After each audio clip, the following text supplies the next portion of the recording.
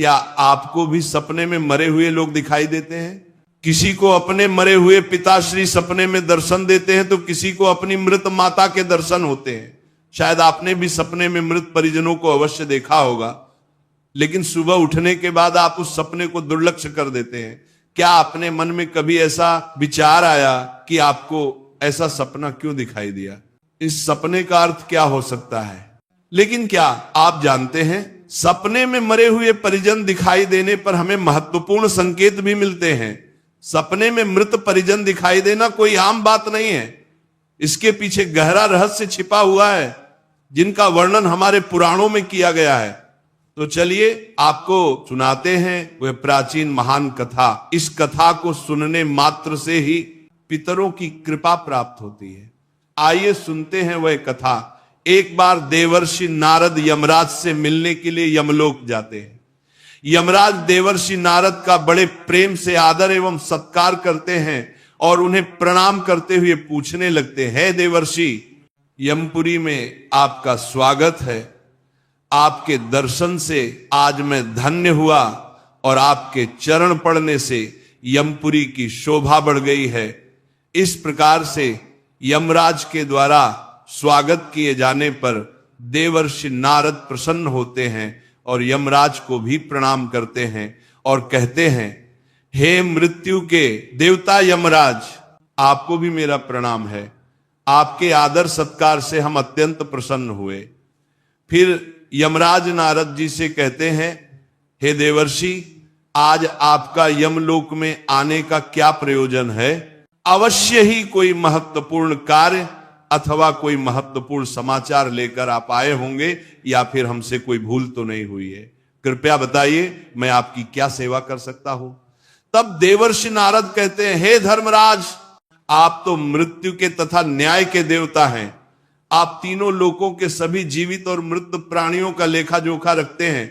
आपको समस्त चराचर के भूत और भविष्य का भी ज्ञान है। इसीलिए मैं आपके पास कुछ शंका लेकर आया हूं, जिसे दूर करने की कृपा करें। फिर यमराज कहते हैं, हे देवर्षि, आप सत्य कहते हो। हम तीनों लोकों में निवास करने वाले सभी जीवित और मृत प्राणियों का लेखा जोखा अवश्य रखते हैं, किंतु आपके मन की बात जानना हमारे बस का नहीं है। आप तो तीनों लोकों की खबर रखते हैं। आप भगवान विष्णु के सबसे प्रिय भक्त हैं। आप समस्त शास्त्रों का भी ज्ञान रखते हैं। किंतु अगर आप मुझसे कुछ जानना चाहते हैं तो मैं अवश्य ही आपकी सहायता करूंगा। हे देवर्षि, आपकी जो भी शंका और प्रश्न है आप निसंकोच पूछ सकते हैं।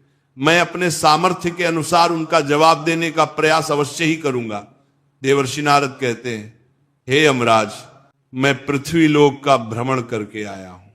मैंने पिशाच, प्रेत, कुष्मांड, बेताल, चुड़ैल, पिशाचिनी आदि प्रकार की कई विचित्र चीजें देखी हैं जो जंगल में निवास करती हैं। इसके साथ ही मैंने देखा है, ये सभी दुष्ट शक्तियां मनुष्यों को परेशान करती हैं, उन्हें दुख देती है।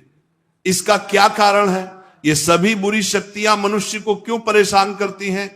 तथा मेरे मन में एक प्रश्न है कि मनुष्य कई बार सपने में अपने पूर्वजों को देखता है, तो इसका क्या अर्थ होता है? सपने में मरे हुए लोग दिखाई देने का क्या मतलब है? इससे मनुष्य को कौन से संकेत मिलते हैं? मैं समस्त मनुष्य जाति के कल्याण के लिए इन प्रश्नों के उत्तर जानने के लिए ही आपके पास आया हूं। नारद जी के प्रश्न सुनकर यमराज कहते हैं, हे देवर्षि, आपने समस्त मानव जाति के कल्याण के लिए उचित ही प्रश्न किया है।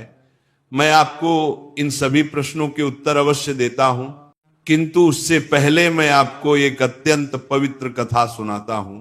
इस कथा में आपको सभी प्रश्नों के उत्तर मिल जाएंगे। आप इस कथा को ध्यान से अवश्य सुने। जो भी मनुष्य इस कथा का श्रवण करता है, मैं उसके 32 अपराध माफ करता हूं।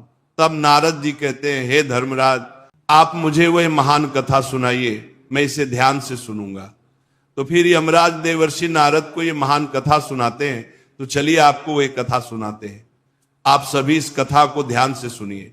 एक समय की बात है, मध्य देश में एक अत्यंत शोभायमान नगरी थी, जहां पर एक सेठ अपने 4 भाइयों के साथ निवास करता था। उस सेठ का नाम धर्मन था। उसके 4 भाई सुमन, नंदन, विरोचन और विद्वान थे।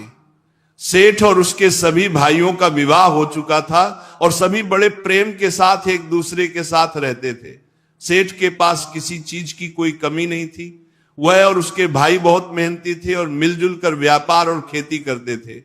पूरे नगर में सेठ के जितना कोई धनवान नहीं था। ये सारी संपत्ति सेठ को उसके पूर्वजों से ही प्राप्त हुई थी।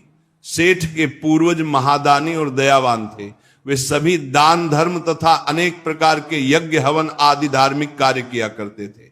किंतु सेठ कंजूस स्वभाव का था और उसके अंदर पूर्वजों के लक्षण नहीं थे। सेठ ने दान धर्म करता और ना ही यज्ञ तथा हवन आदि कार्य करता था। सेठ ने धन तो बहुत इकट्ठा किया था, किंतु उसने कभी अपने धन का सदुपयोग नहीं किया। उसने कभी किसी को फूटी कौड़ी भी दान में नहीं दी और ना ही उसने कभी दूसरों को भोजन कराया।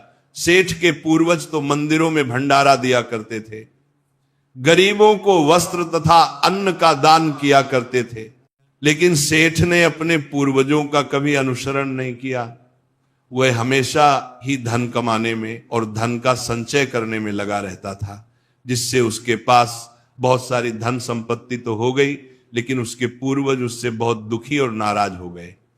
फिर पितृपक्ष आया। पितृपक्ष में सभी पूर्वज अपने पुत्रों के द्वारा श्राद्ध और तर्पण की अपेक्षा कर रहे थे, किंतु उनके किसी भी पुत्र ने अपने पूर्वजों के लिए श्राद्ध किया और ना ही तर्पण किया। उन्होंने ना दान धर्म किया और ना ही किसी भूखे प्राणी को भोजन कराया। अपने पुत्रों को ऐसी दुष्टता देखकर सभी पितृगण अत्यंत दुखी हुए।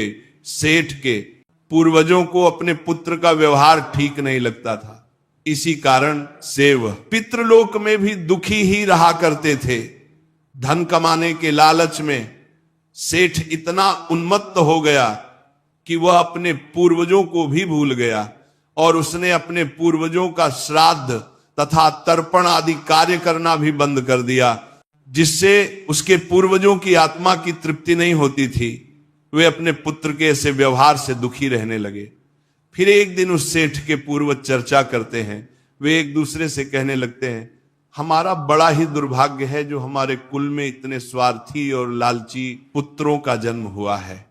हमारे पुत्र हमारे लिए श्राद्ध करते हैं और ना ही दान धर्म करते हैं। हमारे पुत्रों के कुकर्मों के कारण हमारा पतन हो रहा है। इस प्रकार से विचार करके वे सभी पितृ अपने पुत्रों से मिलने के लिए जाने के विषय में सोचने लगते हैं और कहते हैं हमें यमराज के पास जाना चाहिए। अब वे ही हमारी इस समस्या का समाधान कर सकते हैं। हम सभी यमराज के पास जाकर उनसे हमारे पुत्रों को मिलने के लिए जाने की अनुमति मांगेंगे। फिर सभी पितृगण आकाश मार्ग से उठते हुए पितृलोक से यमलोक में यमराज के पास जाते हैं। वहां पर जाकर वे सभी यमराज को नमस्कार करते हैं। पितृगणों को यमपुरी में आया हुआ देखकर यमराज भी उनका स्वागत करते हैं और उनके आने का कारण पूछते हैं। तब सभी पितृ हाथ जोड़कर अपना दुख बताने लगते हैं। वे सभी पितृ यमराज से कहते हैं, हे धर्मराज, हमारे पुत्रों की मति भ्रष्ट हो गई है। हमारे पुत्र न दान करते हैं और न श्राद्ध और तर्पण करते हैं। उनके अशुभ आचरण से हमारा पतन हो रहा है। वे कभी दान धर्म नहीं करते हैं, जिस कारण से हमारी संतुष्टि नहीं हो रही है। कृपया आप हमें हमारे पुत्रों से मिलने के लिए एक बार जान दे। हम हमारे पुत्रों को समझाकर लौट आएंगे, उन्हें शास्त्रों का ज्ञान देकर फिर से यमलोक लौट आएंगे। तब यमराज ने उन्हें आज्ञा देते हुए कहा, हे महात्माओं, तुम अपने पुत्र को मिलने के लिए तो नहीं जा सकते, किंतु तुम अपने पुत्र को स्वप्न के माध्यम से संकेत अवश्य दे सकते हो। इसीलिए आप सभी अपने पुत्रों को उनके सपने में जाकर संकेत देकर उन्हें अपना दुख समझा सकते हैं।